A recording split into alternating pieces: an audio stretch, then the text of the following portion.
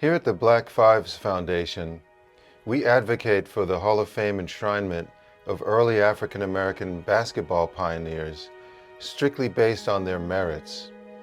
We don't have an agenda or pursue family interests of descendants. We simply tell it like it is. This is Claude Johnson. I'm the founder and executive director of the Black Fives Foundation. And as promised in my last video, I want to discuss African American basketball pioneer Will Anthony Madden and why I believe he's an undeniable candidate for enshrinement in the Naismith Memorial Basketball Hall of Fame. Mr. Madden was a four-time winner of the Colored Basketball World's Championship with two different teams, the St. Christopher Club and the New York Incorporators, both out of Harlem. He introduced the coaching of scientific basketball with the hiring of a white coach from the Lower East Side named Jeff Wetzler. Wetzler had coached powerful all-Jewish teams that dominated New York City basketball, including one squad that defeated the university settlement team known as the Busy Izzies, which featured future Basketball Hall of Fame members Max Marty Friedman and Barney Mighty Mite Sidransky. Madden was the first manager and then owner of an all-black team ever to hire a white coach.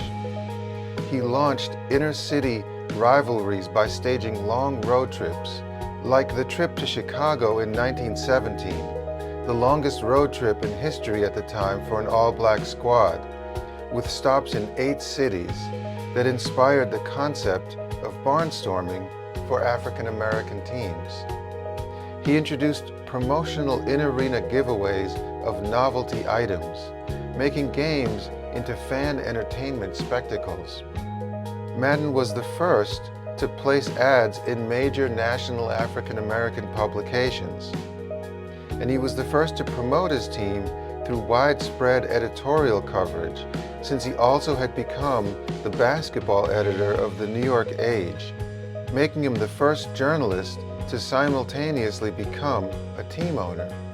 He was also the first journalist to name an annual All-American list and an annual Black All-Star team for top black players. Most astonishingly for basketball historians is that Madden proposed a national African American basketball league as early as 1914, and I'll go into how I discovered that while I was doing the research for my book. More than simply just narrative, this proposal at the time was a riveting, irresistible vision. Mr. Madden is certainly living up to his reputation as the Johnny McGraw of basketball, one sports writer observed, referring to the equally diminutive and feisty New York Giants baseball team manager and future Baseball Hall of Fame member. He was also the first and only big-time African American basketball team owner to ever add white players to his lineup, also with the New York Incorporators, during a particularly racially volatile time in American history, to the point where black newspaper headlines called his championship-winning squad the Democracy Lads. Then, Madden accurately predicted in his 1920 essay, The Future of Basketball, exactly what would happen over the next 100 years and beyond in the struggle between amateurism and professionalism. There are two branches of the game, he wrote, namely amateur and professional, and the unique part about it is the fact that both branches are so closely interwoven that it is almost impossible to separate them. Madden noted, the power of the dollar crept in once clubs began generating income.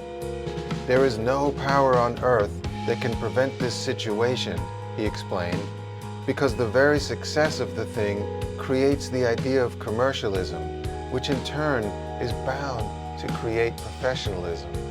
Only 3 years later, Madden's prophecy came true with the forming of the New York Renaissance, or Rens, the first fully professional, black-owned, all-black basketball team.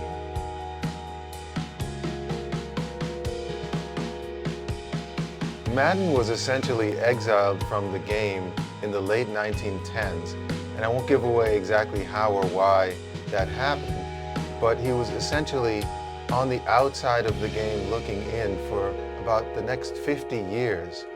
But on February 17, 1973, during what was then called Black History Week, a column appeared in the Amsterdam News entitled "Blacks Who Made History in the Basketball World." It was written by a journalist named Howie Evans.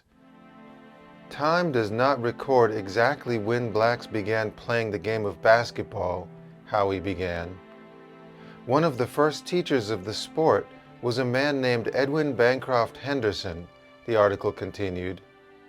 From 1909 until the 1920s, when the Renaissance Big Five got started, Cumberland Posey, who operated in Pennsylvania, and Will Madden, who directed the St. Christopher team of New York, turned their amateur clubs into touring pros, it stated.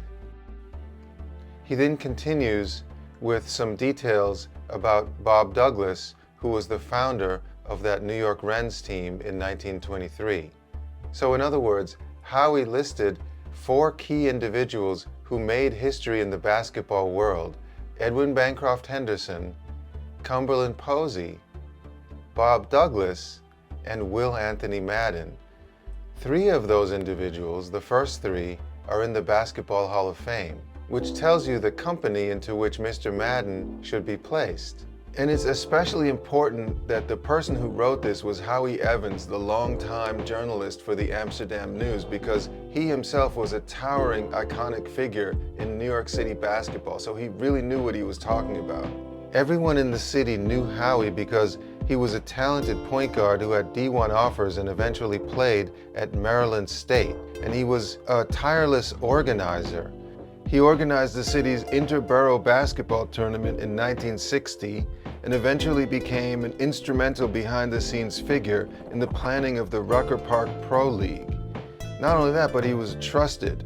He began writing authoritative columns in the Amsterdam News and was the first to write a eulogy of Rucker a few weeks after joining the paper as a full-time columnist. And through the power of his words, Howie was almost single-handedly responsible for getting Bob Douglas enshrined in the Hall of Fame.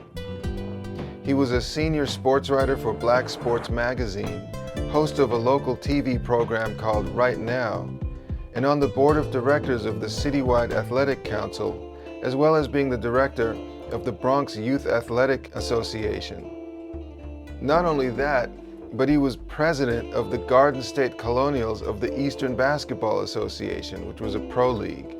So what Howie said really mattered. It mattered then, and it should also matter today. Let's make sure that we don't overlook Will Anthony Madden as a candidate for enshrinement in the Basketball Hall of Fame. My opinion is that his case is undeniable. Let's also make sure that the Basketball Hall of Fame does not overlook this pivotal figure in the history of basketball, regardless of how many early African American pioneers they've enshrined already. I mean, after all, how much history is too much history if it's true? Remember, history never changes, only what we do with it. This is Claude Johnson with the Black Fives Foundation reminding you to make history now. Thank you.